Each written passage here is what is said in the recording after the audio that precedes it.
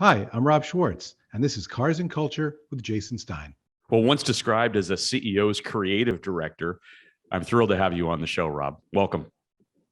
Yeah, good to be here. Yeah, I went from CEO's creative director to an actual CEO. Yeah.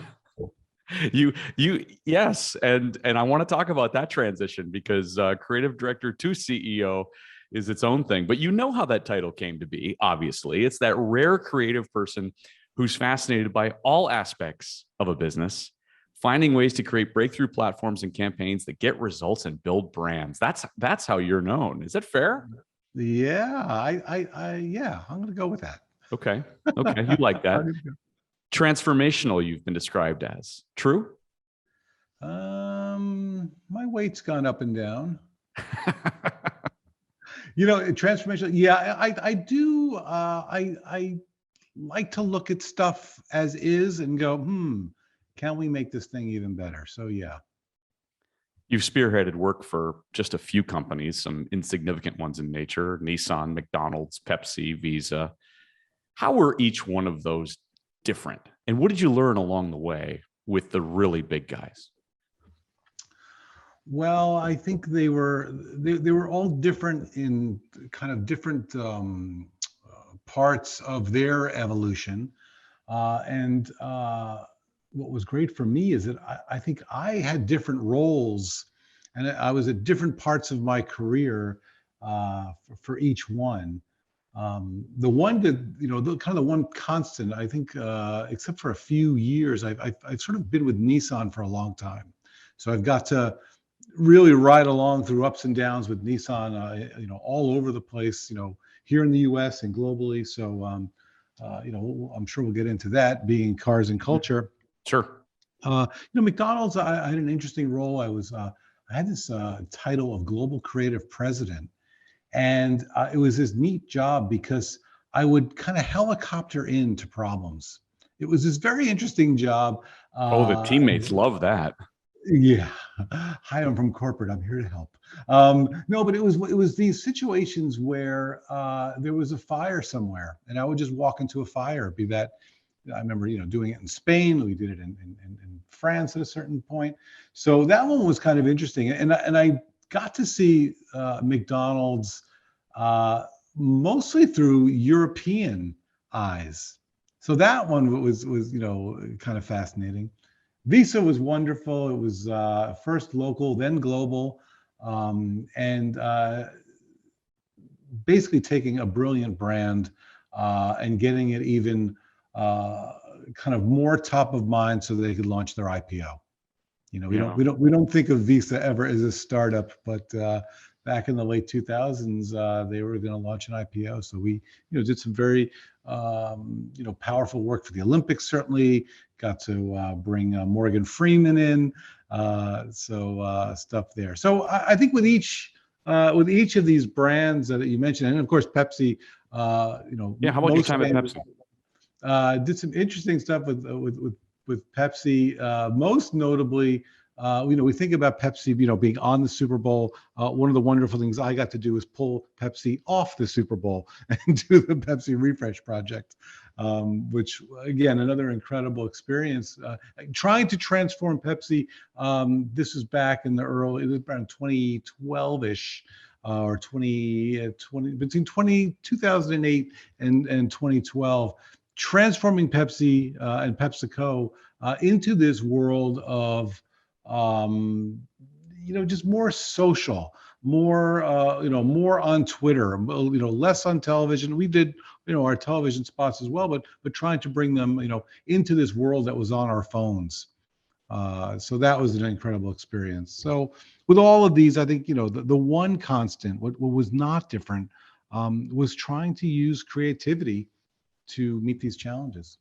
And creativity, of course, pushed to the limits because, as you once said, there's not an advertising campaign that hasn't been done once already, but likely multiple times the same way. So, yeah, that quote came out of working a lot in the car business, and I remember being around some frustrated teams, and I said, listen, the problem with the car business, it's not that all these advertising campaigns have been done once; they've been done twice. Exactly. I want to get to some of those car campaigns, but let's talk a little bit about your beginnings. You fell into advertising when you failed at everything else, you once said. You failed the LSAT, you failed at screenwriting, you failed at TV writing, you failed at playwriting. I'm not done yet. You failed at writing a novel, but they led you to a job in publishing at Simon & Schuster. And there was a woman there, Diane LaMonaco, who recognized talent. You never thought you'd be where you are, clearly. No, I didn't know what the hell I was doing, obviously. But yeah, I was going to write the Great American Novel, at a certain point. I remember there was, for those of us of a certain age, you may recall Jay McInerney's Bright Lights, Big City, and you may recall Less Than Zero from Bret Easton Ellis. And I thought there needs to be a third. We think in threes, we think trilogies. I was going to write the third Great American Novel. And I had wonderful beginnings and like great first sentences, but then I would kind of peter out. And I didn't learn until much later in life that, when you're going to write a story, it's good to start at the end and work backwards. I was going the other way. And I just thought, listen, I want to, be a writer, so maybe I'll go into publishing. And it was not a great job, but I used to write a bunch of stuff. I had to write these sales reports. And this woman said, hey, you're actually a good writer, just as you mentioned, Jason. And I said, yeah, but a lot of good it's doing. And she said, you may want to take a class in advertising. There's a guy named Tony Romeo. He's a friend of mine. He works at a company called DDB, and it's down at the School of Visual Arts. School of Visual Arts, right. Yeah, it was taught by her friend. Yeah, so I went a legendary art director at DDB. You fell in love with advertising, you said, that first night, and you haven't looked back since. What drew you to it? I went down to this class. It was on 23rd Street. You go in, and I think the first thing Tony showed was a commercial. I don't remember the specific commercial, but I remember having this feeling going, oh, somebody made that. Like that didn't just fall out of the sky and enter a moonbeam into my television. And he explained the process of creating a commercial. And it was, I don't know, something just sort of clicked. And I thought, wow, you can come up with stuff and film it, or put it together, and people would see it, and it would have an effect on people. And I thought, that is cool. It was cool, the things that you started to create, and I want to talk about some of those things. But first, let's talk about a huge inspiration in your world. What was it like to work with Lee Clow? Well, to me, Lee, and tell the listeners who Lee is. Yeah. So Lee Clow, sort of in context, this is, in some ways, he's the Michael Jordan of Madison Avenue. He's one of the real legends and icons in the business. And he was the longtime creative director at an agency called Chiat Day, which eventually merged with TBWA to become TBWA Chiat Day.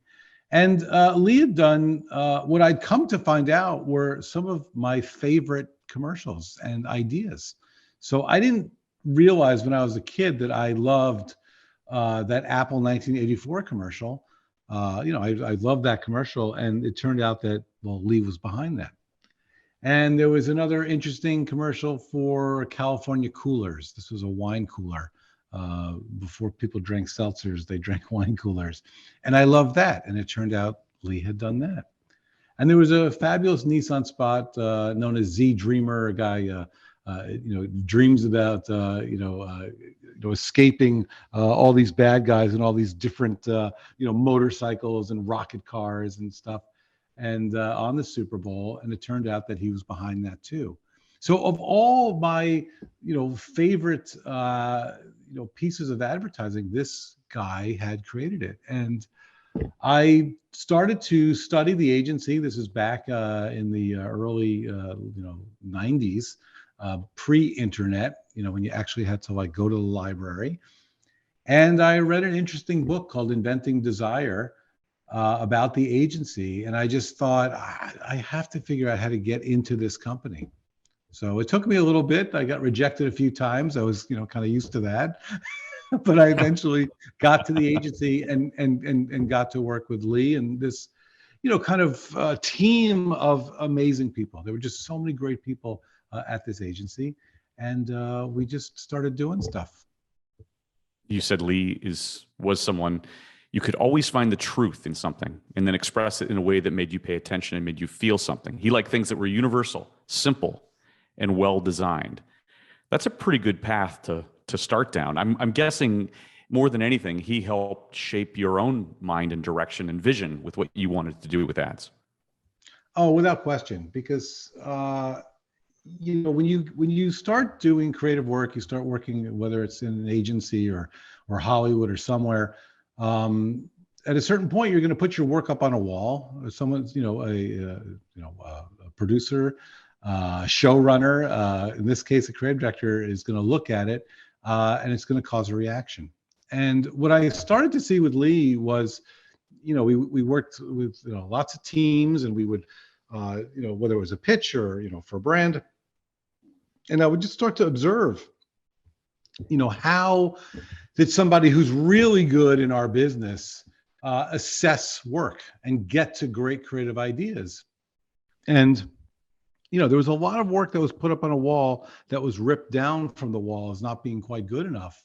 But the things that he liked tended to be things that, whether it was him or you or anyone in the room, you felt something.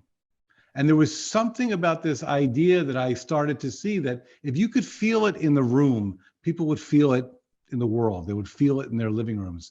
And creating something with emotion was something that has really stuck with me. And it's what I try to do on a daily basis.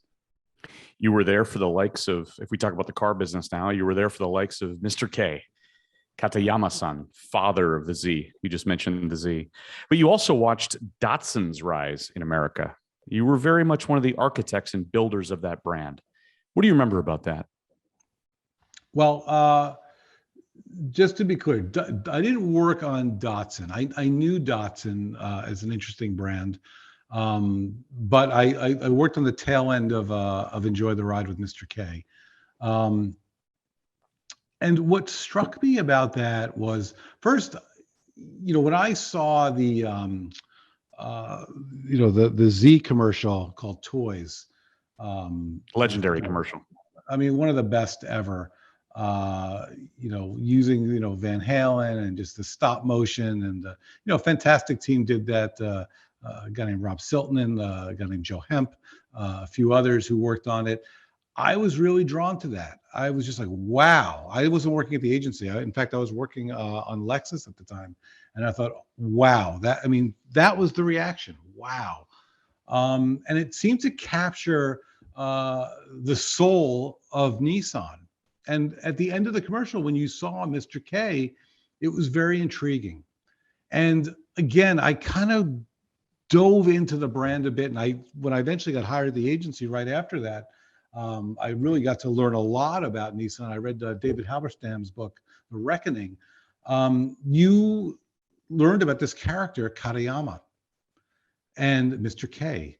And what was so powerful is that sometimes you look at a big brand, whether it's a car brand, whether it's a computer brand, and it's faceless. But no. Every brand is people.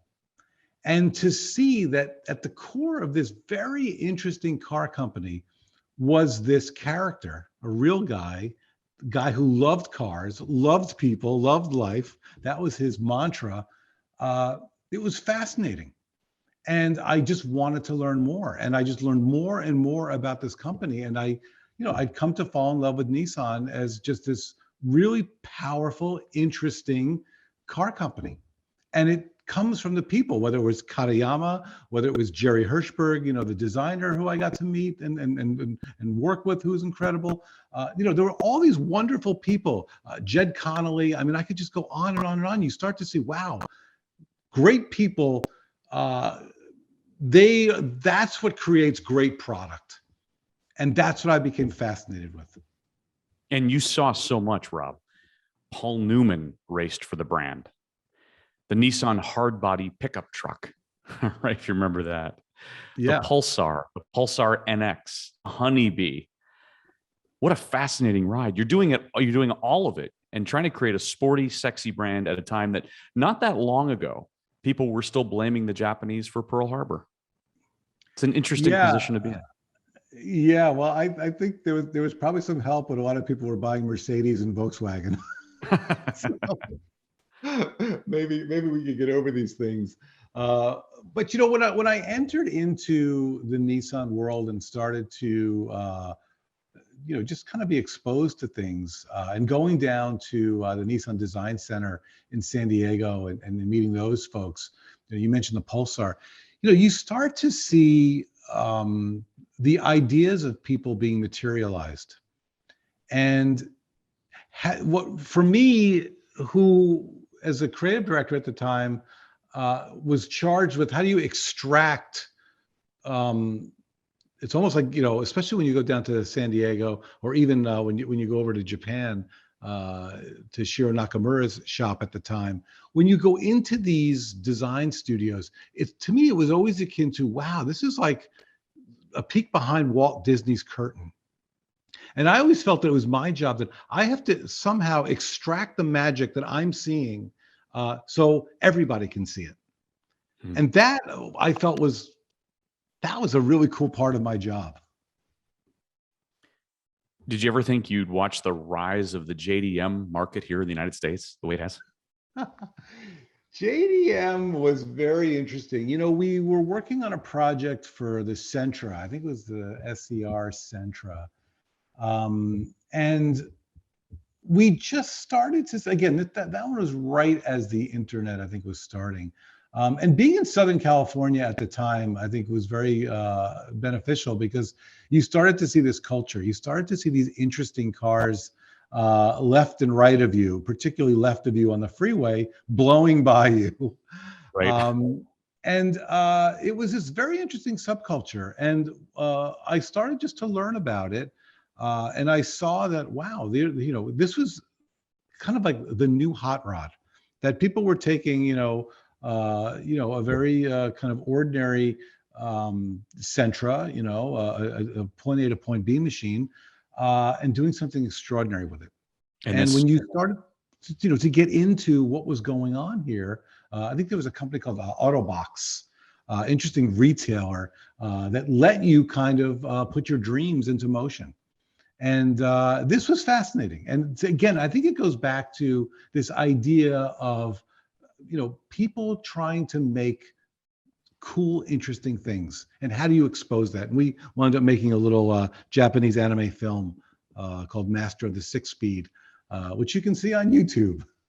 Yeah. And for those who don't know, JDM, of course, stands for Japanese Domestic Market.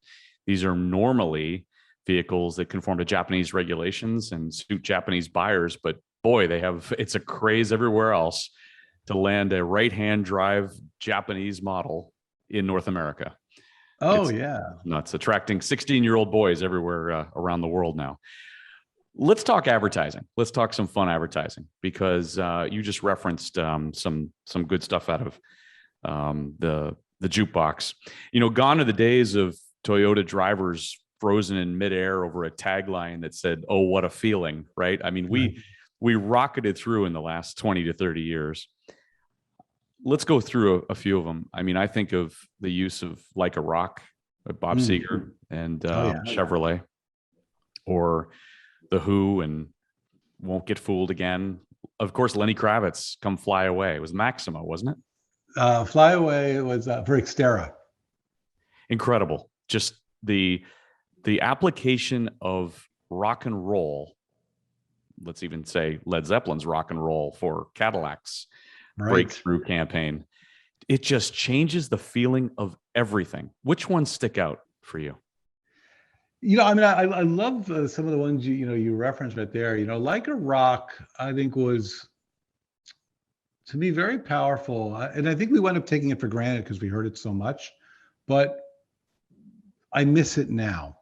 Yeah. And when I think about it, sure, Ann Arbor's own Bob Seger for a Detroit brand. Okay, yeah, that helps the narrative. But um, A lot of people said he sold out. yeah, I think then it was about there was this notion that we're not selling out. But look at today. I mean, today nobody sells in. I mean, it's just so. There was such integrity. Those were very beautiful spots. I would say they were films telling the story. And I think what was powerful about Like a Rock is that the positioning of the vehicle was baked into the lyric of Like a Rock. The most dependable, longest lasting trucks, like a rock. It could literally be on the creative brief. So I think part of what was powerful was using music for the emotion, but also using music for the sell, for the logic. And I think if you mentioned Fly Away, I think with when we launched Xterra, Lenny Kravitz had just launched the record, and what you could do with an Xterra, what you could do with this basic, wonderful SUV and get out there and do stuff was you could fly away. And so the emotion of the song, the energy of the song was worked perfectly. We worked with a brilliant director, a guy by the name of Sam Baer, to shoot that work. It had a wonderful tone of voice and attitude.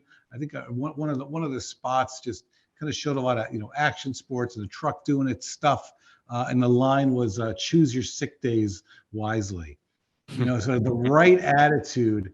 And I think that's what the power was. And I think this, maybe the reluctance of the audience, where Neil Young was singing, won't sing for Pepsi, won't sing for Coke. I think breaking that taboo by doing something that looked cool. We spent a lot of time making sure that we had integrity with the work. I think that's what started to disarm the audience.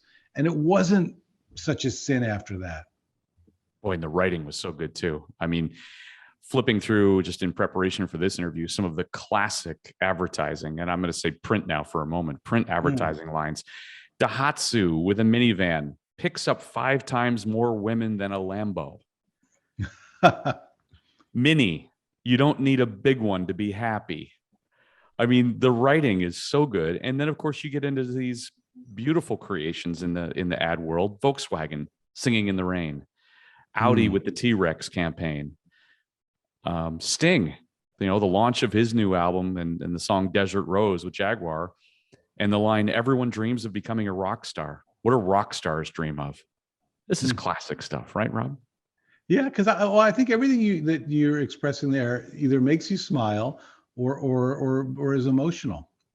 And that's what the best advertising does. And I think that's what the best car advertising does. There was an old Chiat Day ad that showed a picture of a Porsche in police livery, and the headline was, "There are no getaway cars in Germany." Like you feel it, and I think it does go back to. I think there are 2 interesting points maybe to make here. 2 points to start. Of course, Volkswagen. When Birnbach and the crew launches Think Small. And then Lemon, that of course, it just erupted people's minds like, wow, the play, the cleverness that you could have. And I think the other campaign that doesn't get as much play, but was equally as brilliant was Doyle Dane Birnbach, the famous agency, had a rival agency known as Carl Alley. And Carl Alley was a fantastic agency. One of the campaigns they did was for Fiat. And there was a great ad that they did. It was a picture of Enzo Ferrari, and it says, "Mr. Ferrari drives a Fiat." And it talked about how, as much as, Enzo Ferrari makes and loves his, wonderful Ferraris, when he needs to get to the office, he likes to do it in a Fiat because it's efficient and quick. So I just think throughout, as me as a kid of the 70s into the 80s, and as I started to study the business, I started to see the power that beautiful writing, great imagery for car brands can really delight the world. When you're sitting at an agency, you just mentioned the whole rivalry nature. Do you sit back and watch what others do and just go, God, I wish we thought of that? That's the ultimate compliment. Oh my God. Why didn't we think of that? I wish I had done that. Absolutely. Absolutely. And I think, especially in the car business, and there was a moment there in the throughout the 90s. This was also a golden moment. I worked on Lexus. Lexus did some incredible work. Tom Cordner's line, "The Relentless Pursuit of Perfection," one of the best taglines ever. I don't know why they still don't use it today. And I was working on Infinity at the time, looking over at the champagne glasses idea, and just wanting to kick out a window. Like, why couldn't we do something as good as that? And I think that is what propels you. And when you look over and see something great that somebody else does, you go, okay, we got to do something better. And this all leads to the formation of car culture, right? Advertising forms or helps develop a culture. I think you would agree with that. You're part of the culture. You're part of the cultural process. And you've not only chronicled the car culture, you've created it, nurtured it, you've grown it. When you step back and you think about the car culture that you've been a part of, what comes to mind? Wow, that's a good question, a deep one. Well, one is I feel very lucky and fortunate that I got to, and I still get to play in this car culture. I think one of the things that comes to mind is that at our best, brands, agencies, car brands, we get to create some of the conversation. The problem with advertising is that you're never invited. The good part about advertising, the solution is if you come up with something good, people come to you. They're like, hey, that looks pretty cool. What is that thing? Right. And I think, there was part of the business that is, my God, can you get 3 to 5 features in an ad and sell? Mm-hmm. And there's another part of the business that's, you know what? We want to sell just as much as you do, but we don't want to lead and throw 5 tennis balls at the audience. We want to show one and see if they want to hit back and play. And I think that tension between the pressure and the demand to sell, and I appreciate it from the clients and particularly the dealers. I know how hard it is, and they've got to move inventory. I got it. I feel for them, but it was always a good dance to say, the pressure you're feeling, dealer, to sell is something that we don't want the customer to feel. We want the customer to go, what do you got going on over there? I want to go see what's going on. We want to be, much more magnetic versus a sledgehammer. And I think that dance and all the characters I mentioned at the brand and the characters who are the dealers and the characters at the agency, this concoction at its best unearths something really amazing. What's happened to car advertising? It doesn't seem as fun anymore. Data. Everybody. Data is really sexy. That sounds like a good Lenny Kravitz song. Let's get that in there. What happened to car advertising? Well, I think that number one is, where to begin? Part of it is we got the industry got really into what I'll call the plumbing.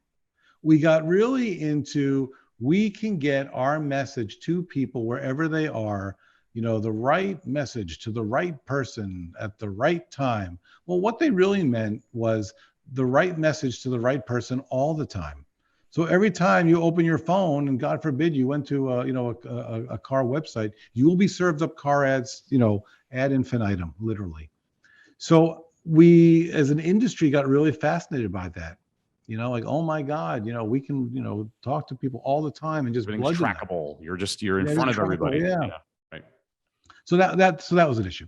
I think another issue is because we needed so much content to feed this beast, we don't take a little bit of time to write something great. I can give you something good in 5 minutes, but I can give you something amazing in 5 days. So we need a little time to do that. I also think that the canvas itself, the phone, your listeners can't see it, but I'm showing a phone.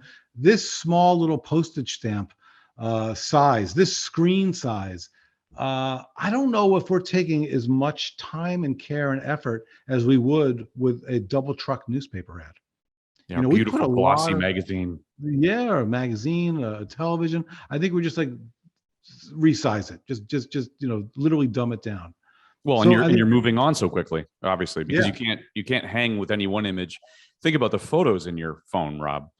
Oh I my mean, God, yeah. you're not spending hours or even minutes looking Yeah. through photo albums anymore. Yeah, yeah. Everyone's swiping quickly, everyone's moving quickly. But what people forget is that, this is something that a guy by the name of Howard Gossage said, one of the great advertising practitioners. He had this great line. He said, people read what interests them, and sometimes it's an ad. And I think people, look at what's interesting, and sometimes it's advertising. But I think that we don't respect that ability for somebody to be intrigued by something. So I think that's one of our other problems. And when I say the other part about the data, I love data, I love research, but I want to turn it into interesting insights. It can't just be the same thing everybody's talking about. And I think we've sort of developed this sea of sameness out there. There isn't the same, oh, did you see that cool, Nissan ad? Hopefully you're saying that. We're still trying, but there's still a lot of, everything kind of looks alike. There's too much look-alike work. Well, you So that's described it well. You were asked to characterize the decade of advertising from '09 to 18. And this was actually the rise of the obsession with technology. Forget the fact that you also said that it was the end of civility and sanity and the beginning of sheer WTF. But you said that it was the obsession with technology, from next generation iPhones to the launches of iPad, the Square payment system, platforms like Instagram, Snapchat, Pinterest, and a dismantling of traditional TV. And what you just said, in advertising, we see the thorough digital transformation of damn near everything, you said. And when you were asked to characterize some of the best commercials of the last decade, you came down to one example that was really defined the idea that changed the way that we think about ideas. And it was Small Business Saturday. And a lot of people don't know that came from American Express and is now a thing at Thanksgiving week, right? Advertising still can matter, but boy, it's got to have that feeling behind it that, and in this case, changed a culture. Yeah, well, I said all that stuff. That's pretty good. No, I think that what's interesting about the American Express example that you bring up, and I had nothing to do with it. It's what you said, which is changes the culture, meaning it's something that's in culture and it caused a behavior change. That I think is what we're aiming for. We're not just trying to advertise because we have a budget. We're trying to build a brand in advertising to move people to us, to think about, our brand. And that's what was so powerful about Small Business Saturday, is that you got America at a certain moment to rethink how they were doing Thanksgiving weekend. Yeah. That's pretty good. It is pretty good. Let's go back to cars and culture. Drive to Survive, Fast and Furious. I think Fast and Furious is up to what, number 8 or 10 now? And Drive to Survive is obviously changing the way people think about Formula One racing. In fact, we had Sean Bratchus on this show talking about that. Car culture is alive and well through the manifestation of now different properties. What are your thoughts on those examples? Well, I think those are both great examples of the power of cars. There was a moment there, and you mentioned it just about the technology. when I look at my kids and their generation, they're obsessed with the phone versus my generation. We still really, we had posters, of cars. And I think what's interesting is that what Drive to Survive and Fast and Furious are tapping into is that there's something within us as humans that we still think these chariots, these moving, things with wheels, there's still a part of us that loves that feeling of speed and motion that you can't get on a phone. Maybe you'll be able to get it in the metaverse. I've seen some interesting stuff when I put on my my Oculus. But we like this feeling of motion, and I think it goes back to what we were talking about earlier when you talk about Katayama and the interesting people that work in the car business. These are all human stories. Drive to Survive. It's Shakespeare, but instead of Elsinore Castle, we're at the paddock, and we're, at Silverstone. There's still these kind of interesting dramas and stories, but the backdrop has changed, and it's changed to,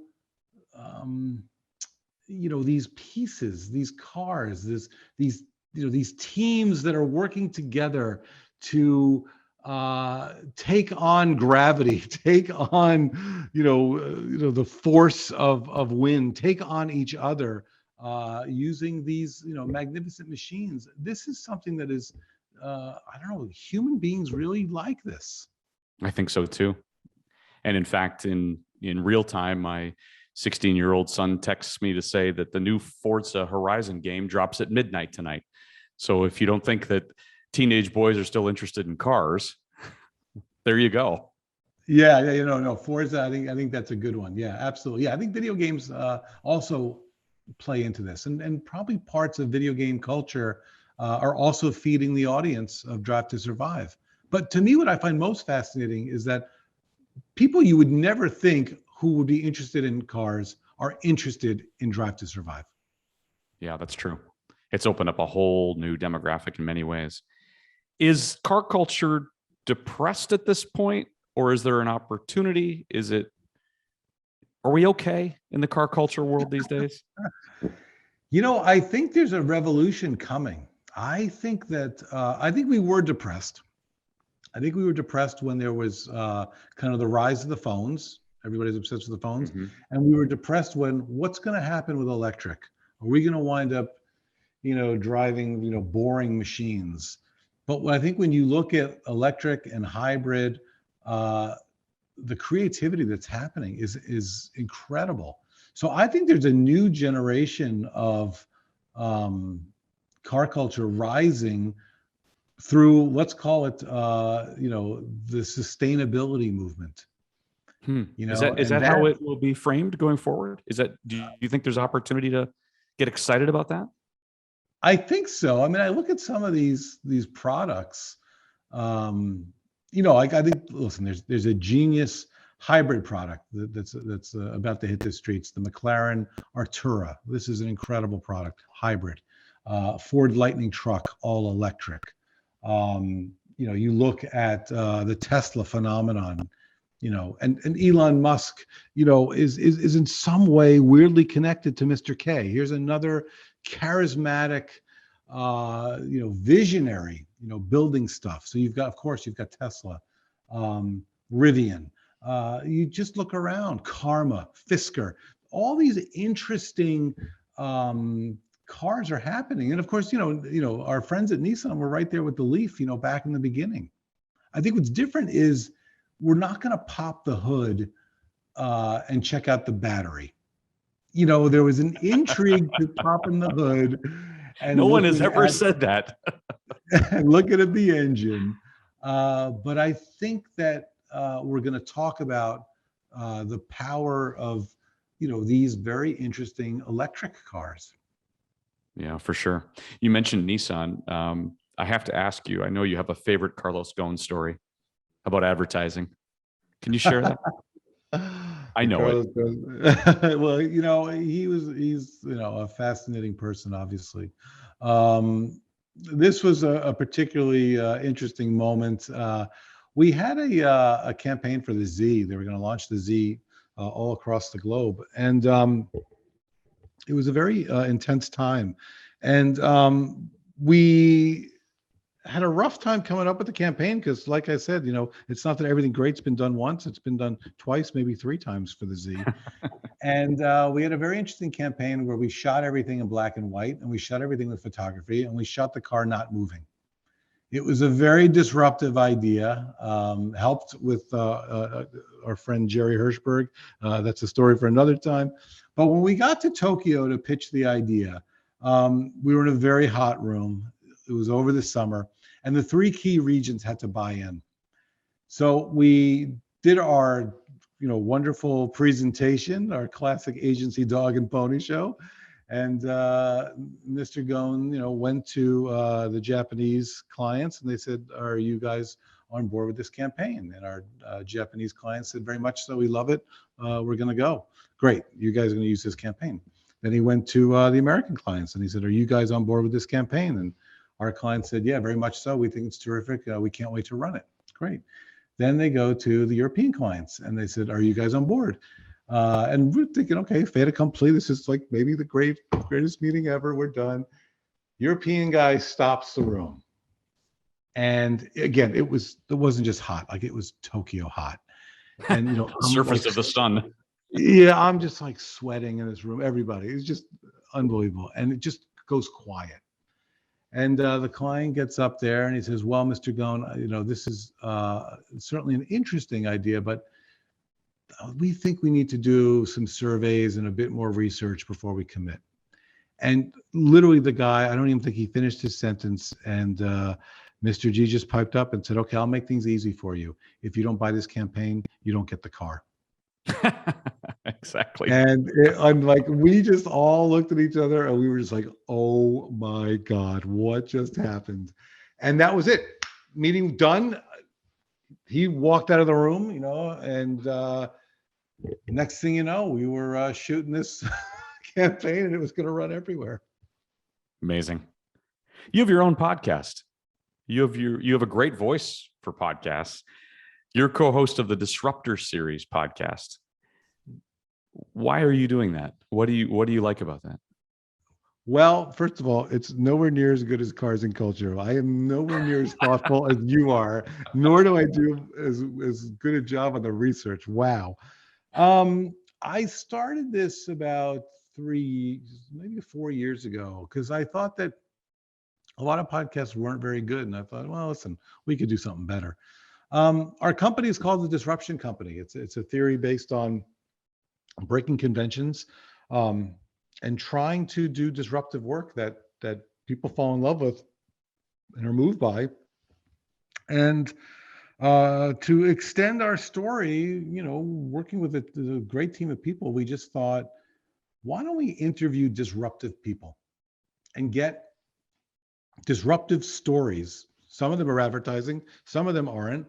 Let's just tell disruptive stories and reinforce our brand. We're a brand just like Nissan, just like any of the other brands we talked about.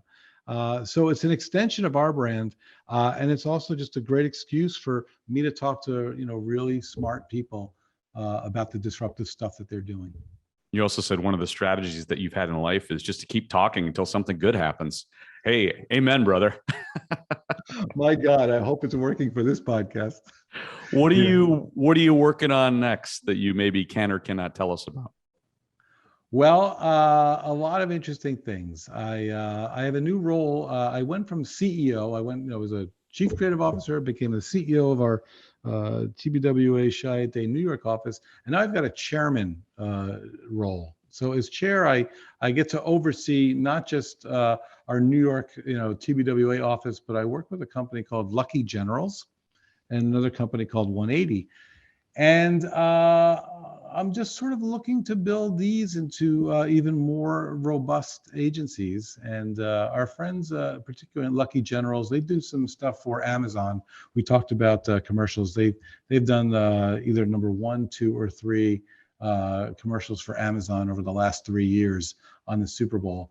So we're just looking to bring that magic to some other clients. And I can't say what car maker we're working with, but we're working with a very interesting car maker now. And hopefully soon we'll be able to bring some new stuff to the car culture.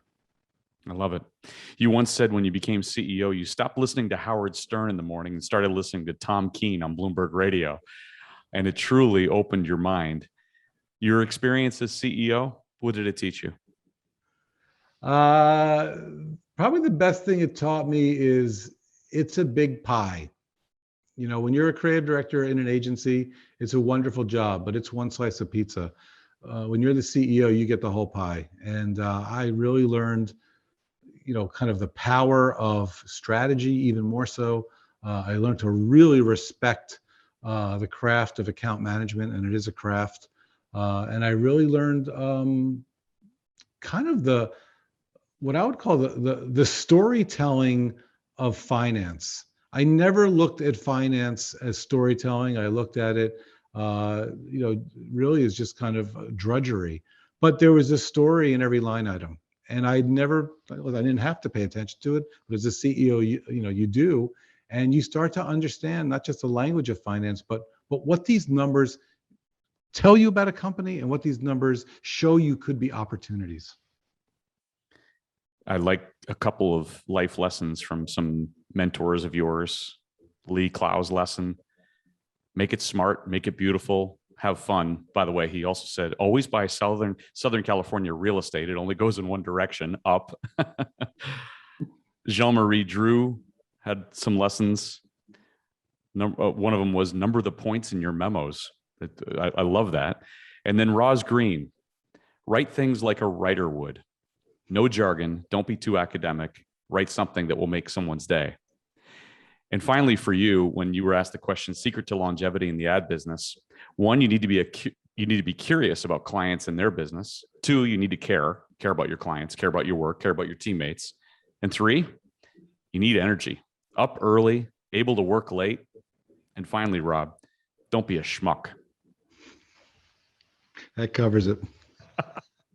Thank you for being on Cars and Culture. What a treat. Thank you for having me. Wonderful. Amazing. The automobile is one of the most important inventions that revolutionized the modern world. In America, the rich history of car culture runs deep as technology continues to shape the future of the industry. Jason Stein, former publisher of Automotive News, is here to share the stories of people passionate about cars, from industry leaders and innovators to car-obsessed celebrities. Buckle up as Jason takes you inside the boardroom, onto the track, and around the bend on Cars and Culture on SiriusXM Business Radio.